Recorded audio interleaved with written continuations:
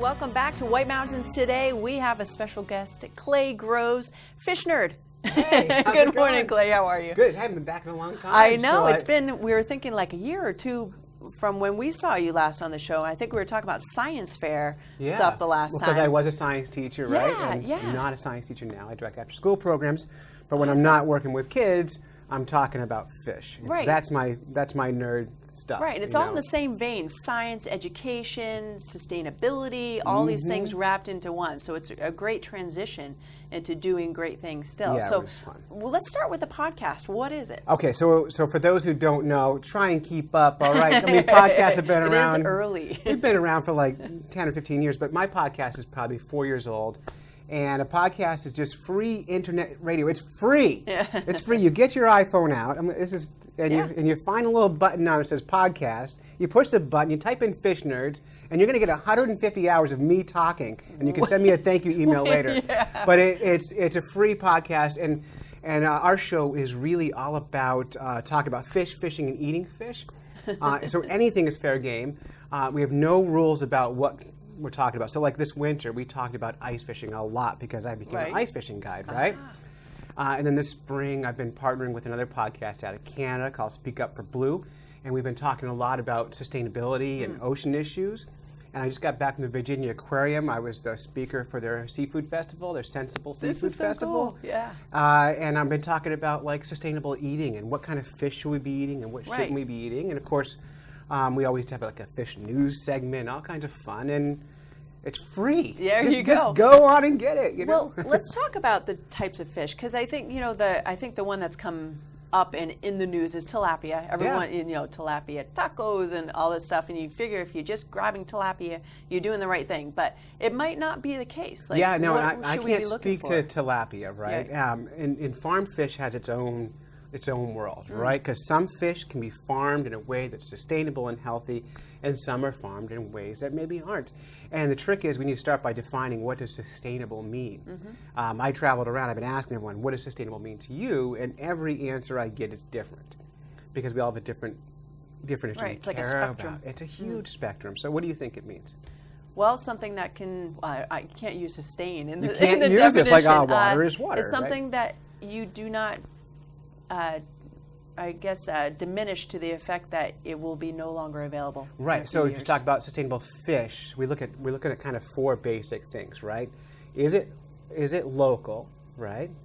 Because the further food has to travel, the less sustainable it's going to be, both for the environment. The species might be okay, but the environment is impacted, right? Is it plentiful, right? Is there a lot of them? Are we going to run out because we're eating them? Is it in season, right? How long do we need to store that fish so we can have that cod tomorrow, right? And then is it caught in a way that's maybe good for the environment or healthy for the population? Because there's ways to catch fish that are positive and ways that are maybe negative. Right, like what's the big drag net? Those big trawling nets, the dredges, and they get everything. They get everything, and they scrape the bottom of the ocean. They pick up all these fish, they dump them on the deck of the boat, and then go, okay, need it, got it, need it, got it, need it, got it, and they're chucking fish off the boat. It's called bycatch. Most of that bycatch dies.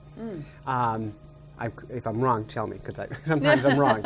And I make it clear, I'm not an expert on sustainable fish or any of this stuff. I'm just learning as we go. You're learning and helping us learn. And I'm wrong all the time. And I love being wrong. That's how we grow, right? But so I look at those four issues. If you can find caught fish. So there's a lot of local fishermen who supply our fish markets with fish they caught on hook and line.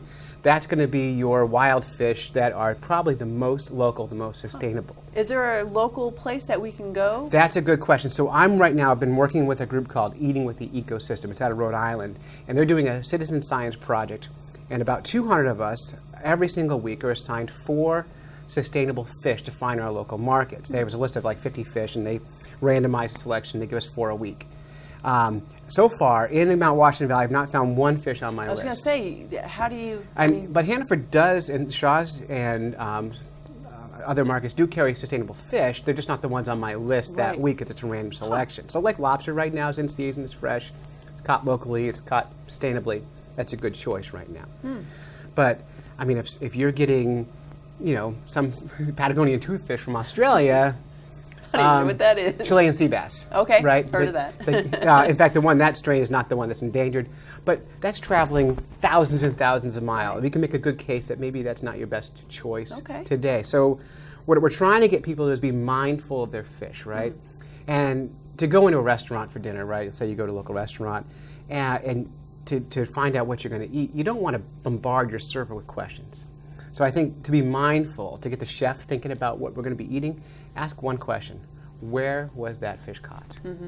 And that will open up the conversation in the kitchen to sustainability. Because if they say, I don't know, maybe you say, maybe I want steak today. Right. Right? Because if they don't know, it's a good bet it's some giant factory ship someplace that maybe isn't the best choice. Okay. And it comes up too. People ask me, okay, Clay, it's perfectly legal to eat that fish. Does that make it sustainable, right?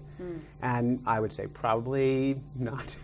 Not necessarily, because we make these laws big enough that large businesses can make a lot of money, right? And that way they can get through it. We want them to make money, but we also want to be mindful. And the consumers control everything.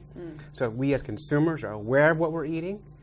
The chefs will want to serve us better food, and we'll all win. Yeah. So you're going to see a huge movement in local food. Remember, organic was big a couple of years ago, gluten-free. All those labels on things were very popular. Local is going to be the next organic. Yeah, good. And I think arguably organic is a marketing tool. Local is real. All right. And you can meet the person who caught your fish and you can eat it. Awesome. And I hope the local restaurants really kind of embrace this concept and say, let's start really energizing people. You've seen a lot of farm to table. It's the same. So now it's river to table, river to table. It's the same thing, yeah. Wonderful. So resources, let's talk about, you've piqued the interest. I know. Now where can they go? I know. So Monterey Bay Aquarium has a seafood watch list. If you really want to dig in on this issue, you can go to their website and you can get a listing of the fishes that are safe to eat. They've got a red list and all this stuff you can choose. Okay. But really, if you don't have any of that stuff, just ask the question, where was it caught, and start there.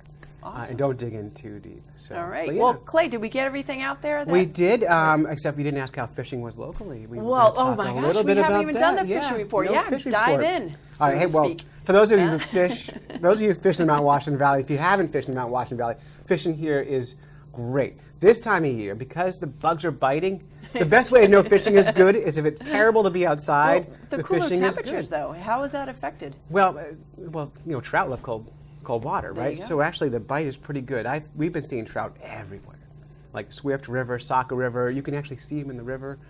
All the trout ponds are hot right now. Bass are bedding up, so if you want to do some bass fishing, you can see on the screen right there's a nice brook trout there that one of our fish nerds correspondents caught. That's a beautiful. Yeah, nice one.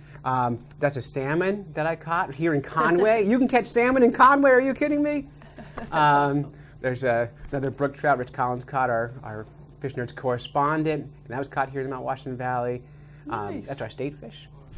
And that is a northern pike, by the way. That's huge. Yeah, let's talk about that. So those are new to New Hampshire, not native. I heard they were non-native. And that was in Pequawket Pond. I'm just kidding. It wasn't in Pequawket Pond. That was caught in the Connecticut River.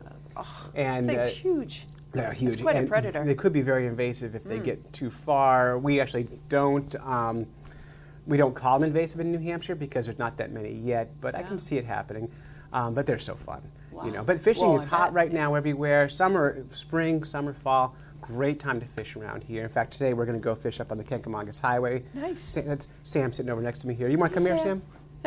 This is my kid, Sam. Hey, Sam. Bring her right in. Come in here. There you go. And we're going to go fishing this afternoon for some trout up by the Albany Covered Bridge and have a really good time. But fishing is great.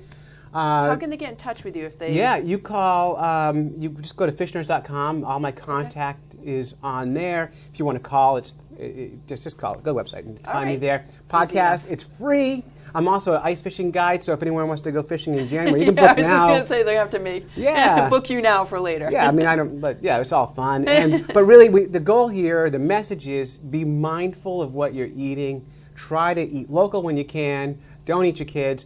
Run. And so that's the message we're driving this week. Well, Clay, it was a pleasure. It's Thanks always so much fun. for coming back. Yeah, we'll have to have you you back soon and talk about more fishing stuff in just a couple weeks. Fishing stuff never ends. Yes, it's really exciting. That's right. Yeah. Well, thanks again. All right, thanks. All right, folks, we're going to be back. We have more weather, more events, and another Watch and Win coming your way.